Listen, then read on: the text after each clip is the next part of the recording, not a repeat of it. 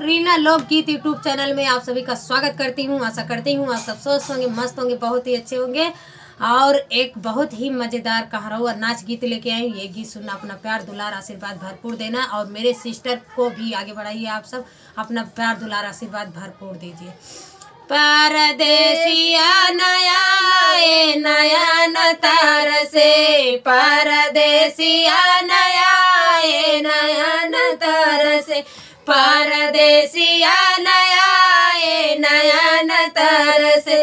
आषाढ़ नहीं आए सावन नहीं आए, आषाढ़ नहीं आए सावन नहीं आए, आए भादौना बिजुली तड़के, परदेसिया नया आए नयन तार से, परदेसिया नया आए नयन तार से।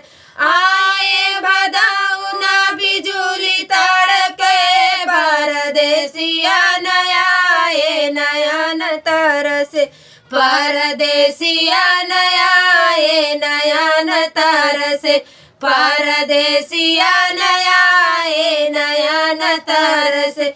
कुंवार नहीं आए कार्तिक नहीं आए, कुंवार नहीं आए कार्तिक नहीं आए, लगे गहनवा पलंग मुरके, परदेसिया नया आए नयन तार से, परदेसिया नया आए नयन तार से। लगे गहनवा पलंग मुरके, परदेसिया नया आए नयन तार से, परदेसिया नया आए नयन तार से, परदेसिया नया आए नयन तार से।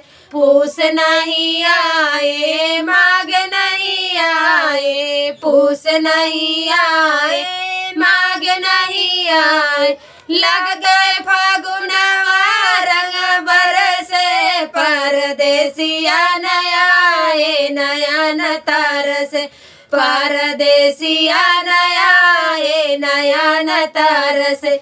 लगतई फागुनवा रंग बरसे, परदेसिया नया आए नयन तार से, परदेसिया नया आए नयन तार से।